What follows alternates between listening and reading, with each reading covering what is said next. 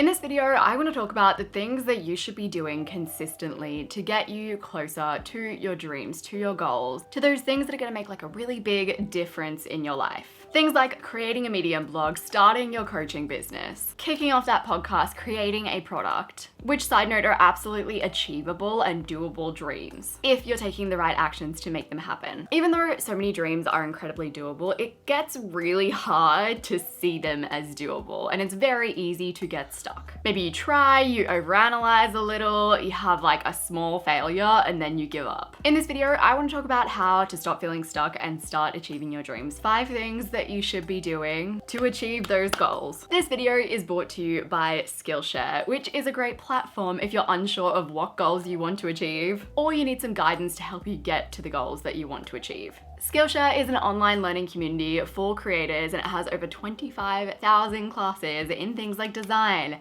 how to use the Adobe suite, how to hand letter, how to up your productivity game, how to write an excellent speech. Premium membership gives you unlimited access to all of the classes so that you can choose the communities and the classes that are right for you. So you might want to hop on Skillshare to fuel your curiosity. You want to learn some stuff, you're still figuring things out, or maybe you want to learn something for your career. Or maybe you just want to get creative and add a little bit of creative self-care into your life. Skillshare is also super affordable. The subscription is less than $10 a month for an annual subscription. To join more than 7 million creators that are using Skillshare, you can use the link in my description. The first 500 of my subscribers to use that link will get their first 2 months of Skillshare for free. So let's start talking about how to stop feeling stuck and how to start actually achieving your dreams. In the book, Procrastinate on Purpose, the author interviewed hundreds of incredibly successful human beings and found that they did something that other people didn't. There's one thing that they focused on every day that the average person may not put their focus towards. You've probably all heard of the Eisenhower matrix before. It's the matrix where you can determine what's urgent, important. So the author of Procrastinate on Purpose has argued that there is an additional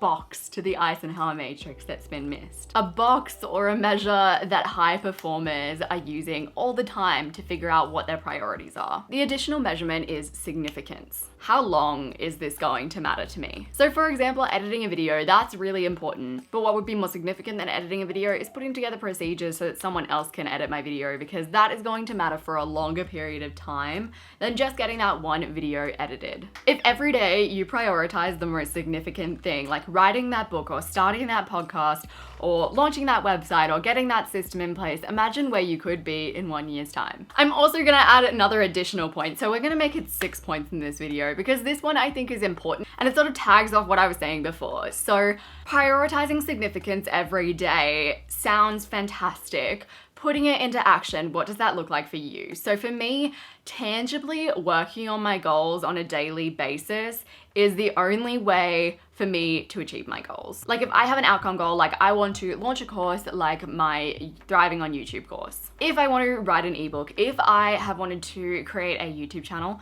reliably the only way to get me to achieve that goal is if I wake up and at 5:30 a.m. I hop on over usually to my computer and I work on that goal consistently every single day. Will Smith has an awesome quote on this, and it is, you don't set out to build a wall. You don't say, I'm gonna build the biggest, baddest, greatest wall that there has ever been. You don't start there, you say, I'm going to lay this brick really freaking well, as perfectly as a brick could possibly be laid. You do that every single day and soon you have a wall. I think there are a lot of quotes out there on you won't be able to change who you are until you change what you do every single day.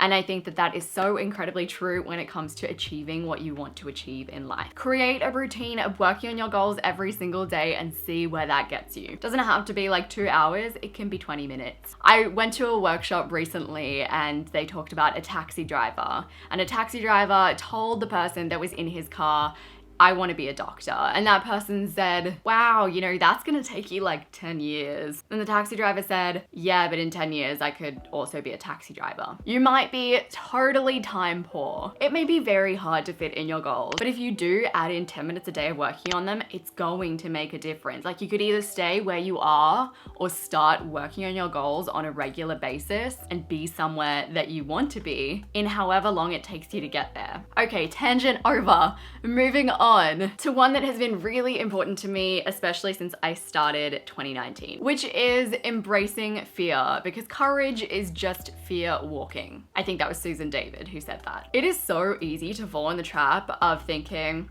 yeah, well, I'll definitely start that YouTube channel, but like when I feel brave enough and confident enough to start that YouTube channel, I will absolutely start going to networking events when I'm like a really good talker, when my social skills are through the bloody roof. I'll create that online course when I'm confident in how to create online courses. Now, I don't want to disregard preparation because that's something that I've done in the past. I am an action taker. I jump into things, sometimes without planning enough. So for example, before you start writing a book, it is probably a good idea to learn InDesign using a platform like Skillshare, which by the way, I did recently. If you follow me on Instagram, I went through their InDesign course and it was really freaking good. I'm gonna put the name of it down below so you can check it out if you do sign up for the Skillshare 2-month trial. So preparation, yes, it can be essential. Sometimes you need that foundation of knowledge in order to move forward, but you need to give yourself some kind of limit around how many excuses you can make, how much preparation really needs to be done before you actually take action. And also getting to that point of competency that you want to be at before you actually start on that goal, like that is work on your goal. You can still start working to get to the point where you can do the thing, rather than just saying like, yeah, I'll do that when I'm like able to do that. And if you still feel like you can throw out that excuse, like I'll do that when, how can you get to that when moment? So how can you get confident enough to start your YouTube channel? Because if you're not working on that, you're never gonna start your YouTube channel. Steve Pressfield, who wrote The War of Art, has a quote that says, "The amateur believes that he must first overcome his fear. Then he can do his work. The professional knows that fear can never be overcome." Brooke Castillo, who is a great podcaster and life coach, says something along the lines of, getting out of your comfort zone is the currency to your dreams. Figure out what uncomfortable things that you need to do. Do the fear setting exercise by Tim Ferriss. I'll have that linked below. And then start taking action to embrace fear, because courage is just fear walking. Concentrate less on the what and more on the how and the why. If you want to write a book, that is fantastic. Write that goal down, but then forget about it and look to your how and to your why. So I talked a little bit more about how I set goals, and I usually set my goals with a what, a why, and a how. In my Reset Your Life challenge, I'll have the video to my goal setting down below. Your what is what you want to get to in the end. So you want a newly designed website. You want to redesign your room. You want to give up alcohol, give up caffeine, give up social media. Your how is the process. So spending that hour every single morning while you work on your goals. Or it could even be a nice little set and forget how, like download freedom and block all my social media. Your why is what gets you excited. So if it's not getting you excited, something's wrong. You need a pivot. So that could be the lives that you are going to change when you launch your blog. Your what is a great thing to have. Writing that book, getting that podcast launched. It can give you a really clear picture of the outcome, and it can get you outcome visioning, which I think is a really important part of goal setting. But your how and your why are what you should be focusing on the day-to-day basis. Your what really doesn't mean anything.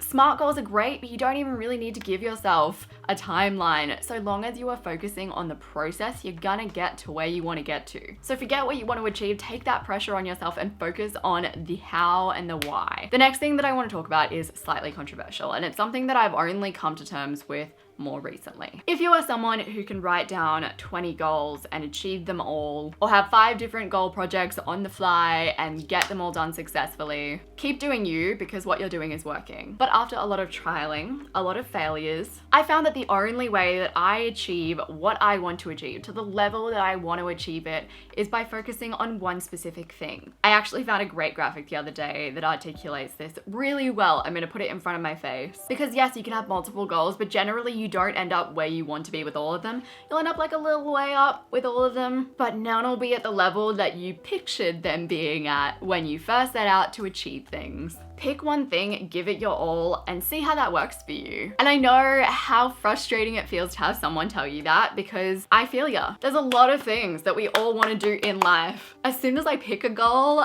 all of a sudden like 5 ideas come rushing at me. So it's really hard to keep my focus on one thing, but as soon as I do find myself trailing off and like picking off those other goals, my focus gets confused and fuzzy, and I don't end up achieving what I want to achieve. If you achieve 4 goals to your fullest in a year, like that's amazing. I'm talking 3 monthly goals or 12-week goals. And the best way to actually do that is by having 4 separate goals that you concentrate on for a short specific period of time, achieving them to the end, then moving on to the next. Obviously, it's okay to work on things in the background, but just make sure that your priorities are in check and you have that one goal and it is the only thing that you're really dedicating your focus to, that you're really committed to achieving. Everything else is just like background noise. That's great if it gets done, like what a nice surprise, but the only thing you really care about is that one goal. Let's talk about reviewing and calibrating as you go, because this is something that I don't feel like people do enough of. There's a lot of goal setting and then a lot of like leaving it and assuming those goals are still what you want in like a year's time. I've set a lot of really bad goals. Goals that were just like the worst kind of goals. Sure, they were probably SMART. I hate the SMART acronym, but it is what it is and it's helpful. But they were also goals that didn't get me excited. They were goals that I picked because they were like on the top 5 goals list of goals that people set. I've also made a lot of mistakes when setting my goals. I've set way too many goals at one point in time. I've set a really crazy goal at a really crazy point in my life. I've set goals that just made me feel hollow inside, but I felt like I had to do. So that is where checking in regularly can make the biggest of differences. That might mean using a weekly review process to check in on where you're at. Or it could be an accountability session with a family member or a friend. We know that that's what I do. Me and my sister meet every single week. We talk about our goals. We talk about our frustrations. Sometimes it turns into like a 3-hour long chat. Sometimes it's like an hour. We can't really keep it under an hour, to be totally honest. I wanted to chuck out like a nice figure, like 15 minutes, but that's just not happening. It doesn't have to be weekly, it could be monthly, but you just need to be checking in with yourself and making sure that everything is aligned. If you set a goal that sucked, that no longer gets you excited, that is no longer right for your path, like it's okay to ditch it. And that's where reflection comes in handy, because sometimes you just go into like worker bee mode and you forget to think about whether this is something that's actually going to help you. You need like a nice balance of those 2 modes, which are just reflective and do. If you like this video, you're a little way through 2019 and you feel like you kind of want to revisit, do a little bit of a reset, you might enjoy watching my Reset Your Life challenge. I'm gonna have that linked on the screen for you to check out, as well as it down below. Don't forget to sign up for Skillshare. The first 500 people to use the link below will get their first 2 months for free,